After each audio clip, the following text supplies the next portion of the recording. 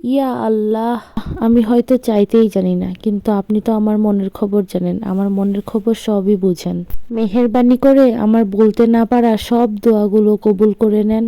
আমিন আমিন। ভাগ্যবতী তো সেই নারী, যেই নারীর অসুস্থতার কথা শুনে স্বামী পাগল হয়ে যায় শুধুমাত্র এক নজর দেখার জন্য। বারবার ফোন করে বলবে তুমি কেমন আছো, ওষুধ খেয়েছো, তুমি একদম চিন্তা করো না, সব কিছু ঠিক হয়ে যাবে, আমি তো আছি তোমার পাশে। সত্যি এমন পুরুষ পাওয়া ভাগ্যের ব্যাপার।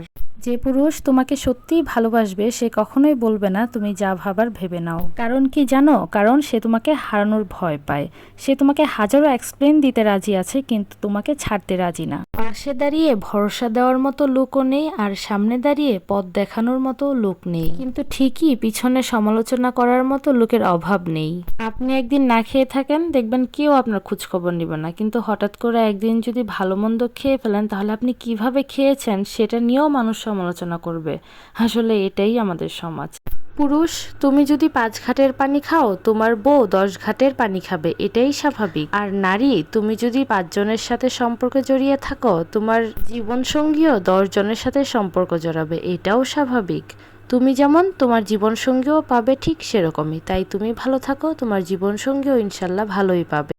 একজন নারী যদি জেলাস করা ছেড়ে দেয়, একজন নারী যদি আপনাকে প্রশ্ন করা ছেড়ে দেয়, একজন নারী যদি আপনার কাছ থেকে আর কোনো রকম কিছু আশা না রাখে, তাহলে বুঝে নিবেন সেই নারী আর আপনার নাই, সে তো কবেই আপনাকে ভুলে গিয়েছে। শুধুমাত্র বাচ্চা আর লোকসমাজের ভয়ে আপনার পাশেই রয়ে গিয়েছে, কিন্তু আপনার আর নাই। যারা ঝোল ছাড়া ভাত খেতে পারো, বিশ্বাস করো কিছুদিন পর তোমরা শুকনো পাতাও চিবিয়ে খেতে পারবে। জি, এটাই বাস্তব। সেহরিতে আমি একদমই ঝোল ছাড়া খেতে পারি না, তোমরা কি করে খাও গো? আমাকে কিন্তু কমেন্টে অবশ্যই জানাবে।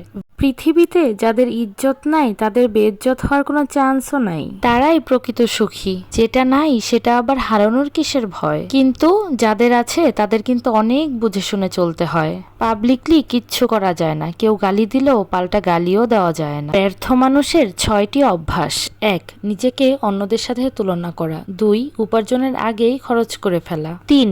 চেষ্টা করতে ভয় পাওয়া। 4. সব কাজে দেরি করা। 5. নিজেকে অন্যদের থেকে ছোট মনে করা। 6.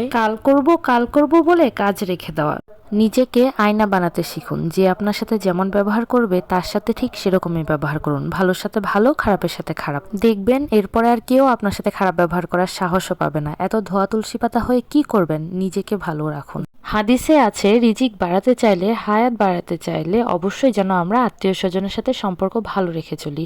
কিন্তু বর্তমানে এমন একটা পরিস্থিতি এসে দাঁড়িয়েছে, আত্মীয় স্বজনের সাথে সম্পর্ক ঠিক রাখাটাই যেন সবচেয়ে বেশি কঠিন হয়ে দাঁড়িয়েছে। কি বলেন আপুরা, তাই না? পুরুষদেরকে বলছি, আপনার স্ত্রীকে কখনো কাঁদতে দিবেন না, কারণ একজন নেককার স্ত্রীর চোখের পানির জন্য আপনার পকেটের বরকত কমে যাবে। তাই নিজের স্ত্রীকে ভালো রাখুন, হাসি খুশি রাখুন, দেখবেন অল্পের মাঝেও আল্লাহ তাআলা বরকত বাড়িয়ে দিবেন ইনশাআল্লাহ।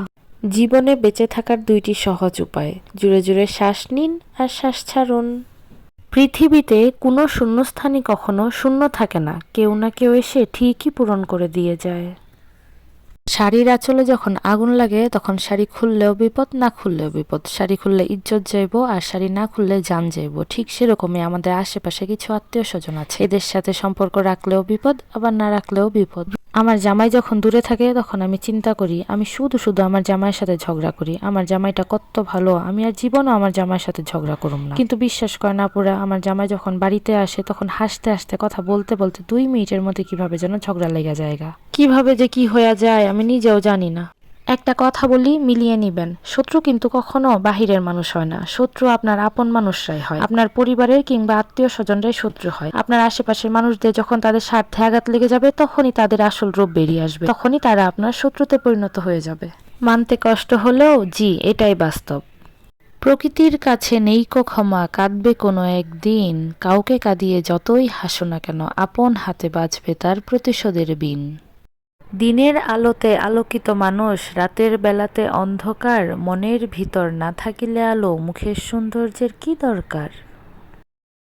আপনি কি জানেন ঘুম কম হলে কি কি হতে পারে? অনেকদিন ঘুম কম হলে আপনি ডিপ্রেশনে ডুবে যেতে পারেন। হৃদরোগের ঝুঁকি অনেকাংশে বাড়িয়ে দেয়। এছাড়া ভুলে যাওয়ার মতো মারাত্মক রোগ হতে পারে। ক্ষুধা বেশি লাগার ফলে আপনি মোটা হয়ে যেতে পারেন। দৈনিক 5টি করে বাদাম খান, ক্যান্সারে কোনো আশঙ্কা থাকবে না। দৈনিক 1টি করে লেবু খান, শরীরে একদম ফ্যাট জমবে না। প্রতিদিন 1 গ্লাস করে দুধ খান, শরীরের হাড়ে সমস্যা হবে না। দৈনিক 12 গ্লাস করে পানি খেলে ত্বক সুন্দর থাকে। দৈনিক 4টি করে খেজুর খেলে শরীর দুর্বল লাগবে না। দৈনিক 8 ঘন্টা করে ঘুমান, সতেজ ও সুন্দর থাকুন। প্রতিটা ভুল মানুষকে একটি করে শিক্ষা দেয়, আর প্রতিটি শিক্ষা একটি মানুষকে সম্পূর্ণভাবে পরিবর্তন করে দেয়। সম্মান যদি করতেই হয় তাহলে গুণ দেখে করো, ধন সম্পত্তি দেখে নয়। বিশ্বাস যদি রাখতেই হয় তাহলে নিজের উপর রাখো, অন্যের উপর নয়। বিয়ে যদি করতেই হয় তাহলে চরিত্র দেখে করো, রূপ দেখে নয়।